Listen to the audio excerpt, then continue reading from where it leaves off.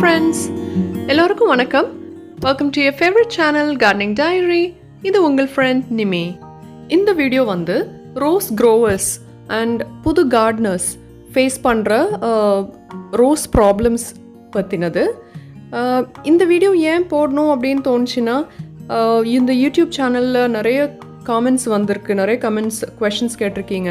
அதுக்கப்புறமா என்னோடய ஃபேஸ்புக் பேஜ்லேயும் நிறைய பேர் வந்து ஃபோட்டோஸ் அனுப்பி டவுட்ஸ் எல்லாம் கேட்பாங்க. அப்போது எனக்கு தெரிஞ்ச அளவில் பேஸ்ட் ஆன் மை எக்ஸ்பீரியன்ஸ் நான் உங்களுக்கு அது எப்படி சால்வ் பண்ணோம், என்ன பண்ணோம் அப்படின்னு டிப்ஸ் எல்லாம் கைடன்ஸ் கொடுத்துருக்கேன். அப்போ தான் தோணுச்சுது நிறைய பேர் இந்த மாதிரி ப்ராப்ளம்ஸ் இன்னும் ஃபேஸ் பண்ணலாம். அண்ட் நிறைய கமெண்ட் வந்து ரிப்பிட்டேட்டிவாக கூட இருந்துச்சுது. அதனால் இந்த எல்லா காமன் ப்ராப்ளம்ஸை பற்றியும் குட்டி குட்டியாக ஒரு சீரீஸ் ஆஃப் வீடியோஸ் போடலாம் அப்படின்னு நினச்சிருக்கேன். அதோட ஃபர்ஸ்ட் பார்ட் தான் இது. இந்த வீடியோவில் நம்ம பார்க்குறது வந்து rose dieback and stem borer. இந்த ரெண்டும் ரிலேட்டட். அதனால் அந்த ப்ராப்ளம்ஸ் அண்ட் அதோட சொல்யூஷன்ஸ் இந்த வீடியோவில் நம்ம பார்க்கலாம். அதுக்கு முன்னாடி ஃபஸ்ட் டைம் இந்த சேனல் பார்க்குறீங்க அப்படின்னா ப்ளீஸ் கோ அண்ட் சப்ஸ்கிரைப். அப்போது புது rose videos and other flowering plant videos நான் போடுறப்போ உங்களுக்கு அப்டேட்ஸ் வந்துடும். ரோஸ் டைபேக் அப்படின்னு நிறைய பேருக்கு தெரிஞ்சிருக்கும். இந்த ஸ்டெம்மை பார்த்தாலே தெரியும்.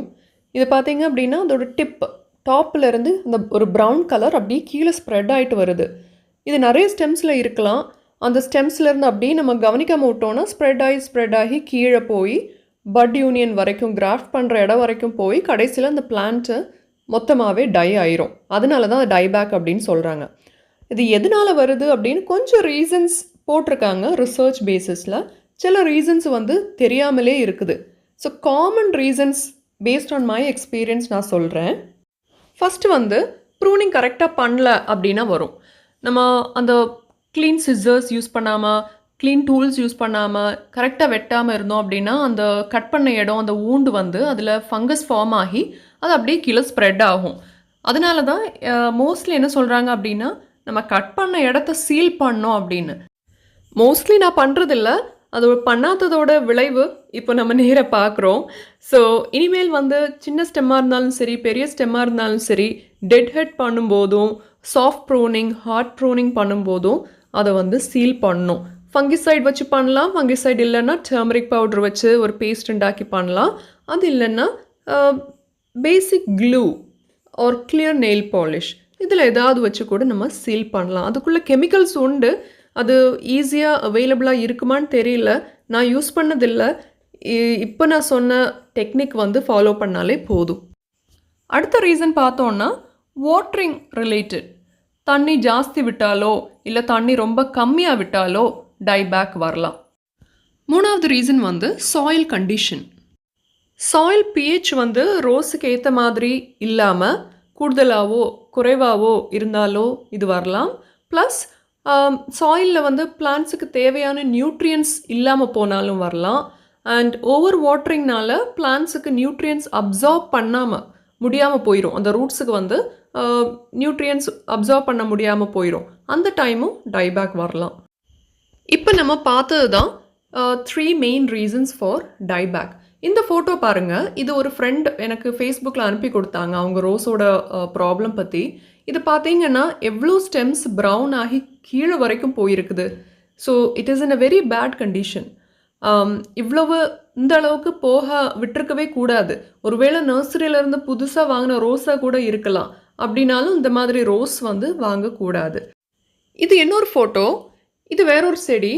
இதுவும் அவங்க அனுப்பி கொடுத்தது தான். இதில் பார்த்தோன்னா இதுலேயும் பிரான்ச்சஸ் வந்து ப்ரௌனாக இருக்குது. அப்போ இதுதான் டைபேக். சரி, இதுக்கு என்ன பண்ணலாம், எப்படி இதை சால்வ் பண்ணுறது அப்படின்னு கேட்டிங்கன்னா ரொம்ப சிம்பிள். கட் பண்ணணும். இப்போ இந்த ப்ரௌன் கலர் வந்து எங்கே வரைக்கும் ரீச் ஆகிருக்குதோ அதுக்கு கொஞ்சம் கீழமாக நம்ம கட் பண்ணி விடணும். இன்னொரு டிப் பார்த்தோம் அப்படின்னா நம்ம கீழே கட் பண்ணும்போது அந்த இடம் வந்து ஒயிட்டாக இருக்கணும். அப்படின்னா ஓகே. அது கொஞ்சம் ப்ரௌனாவோ இல்லை எல்லோவாவோ இருந்துச்சுன்னா இன்னும் கொஞ்சம் கீழே போய் நம்ம வந்து ஆங்கிள் கட், அந்த 45 டிகிரி சரித்து கட் பண்ணி விடணும். ஏன் சரித்து கட் பண்ணுறோம் அப்படின்னா வாட்டர் எதுவும் மேலே வந்தாலும் தங்கி இருக்காது இல்லையா. அப்படியே சரிஞ்சு அந்த சரிவு இருந்துச்சுன்னா அப்படியே கீழே போயிடும். இல்லாட்டி அந்த ஃப்ளாட்டாக இருந்துச்சுன்னா வாட்டர் அதில் இருந்து டிசீஸ் ஃபார்ம் ஆகும். ஆனால் சிலர் சொல்லுவாங்க ஃப்ளாட்டாக கட் பண்ணாலும் சரி, சரிச்சு கட் பண்ணாலும் சரி, இட் டசன்ட் மேட்டர். ஆனால் நான் வந்து மோஸ்ட்லி சரிச்சு கட் பண்ணுவேன். சில டைம் சரிச்சு கட் பண்ண முடியாத சுச்சுவேஷனில் ஸ்ட்ரெயிட்டாக ஃப்ளாட்டாக கட் பண்ணுவேன். But it's up to you. நம்ம எப்போ டைபேக் பார்த்தாலும் எவ்வளோ சீக்கிரமாக நம்ம அதை க்ளீன் பண்ணுறோமோ அவ்வளோவுக்கு நல்லது. ரெண்டாவது காமன் ப்ராப்ளம் வந்து இந்த ஸ்டெம் போரர். நம்ம ஈகோசிஸ்டத்தில் கொஞ்சம் நிறைய குட்டி குட்டி இன்செக்ட்ஸ், பீஸ், வாஸ்ப்ஸ் எல்லாம் இருக்குது. அப்போ இது வந்து அதோட நெஸ்ட் பில்ட் பண்ணுறதுக்கு, முட்டை இடுறதுக்காக இந்த ரோஸ் ஸ்டெம்ஸை வந்து தொலைச்சி உள்ளால் போய் இட் லே எக்ஸ். அதனால தான் அதை ஸ்டெம் போரர்ஸ் அப்படின்னு சொல்கிறாங்க. அந்த துளை வந்து சாதாரணமாக 1 to 2 inch இருக்கலாம். சில டைம் போய் அடி வரைக்கும், அதாவது அந்த கிராஃப்ட் பண்ணுற இடம் வரைக்கும் கூட போகலாம், சான்ஸ் இருக்குது. ஸோ அது துளையிட்டு அது சாப்பிட்றோம். ஸோ கடைசியில் அது ஃபுல்லு ஹோலாக இருக்கும். நம்ம பிளான்ட் வந்து டை ஆயிரும். என்னோடய ஸ்டெம்ஸ் பார்த்திங்கன்னா நிறைய இது ஓகேவாக இருக்குது, நான் சீல் பண்ணல.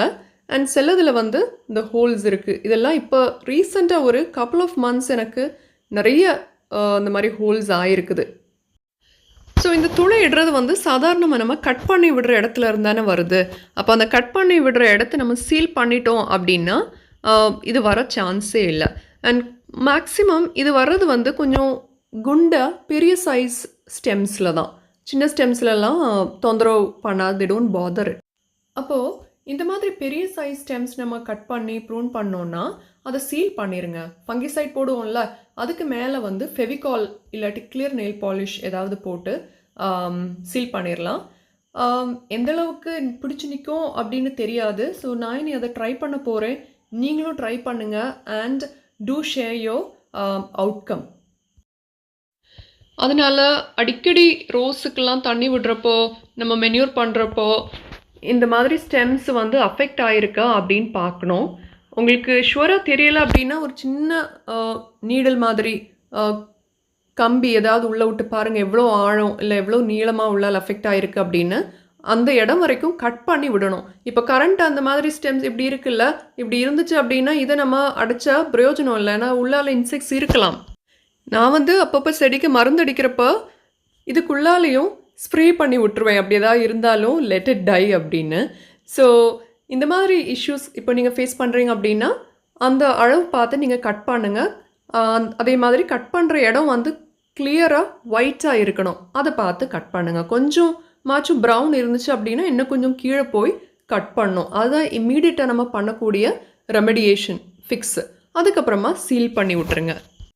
அப்போ ஃப்ரெண்ட்ஸ், இந்த வீடியோவில் 2 இம்பார்ட்டன்ட் காமன் ப்ராப்ளம்ஸ் பார்த்தோம், rose dieback and stem borer disease. அடுத்த வீடியோவில் நம்ம லீவ்ஸ் ரிலேட்டட் ப்ராப்ளம்ஸ் பார்க்கலாம். Especially healthy leaves, thrips attack, அதெல்லாம் பற்றி டிஸ்கஸ் பண்ணுவோம். இந்த வீடியோ பிடிச்சிருந்துச்சுன்னா you can like and share it with your friends. அப்போ மற்ற ரோஸ் க்ரோவர்ஸ்க்கு ஹெல்ப்ஃபுல்லாக இருக்கும். மறுபடியும் நம்ம பார்ட் 2ல் மீட் பண்ணலாம்.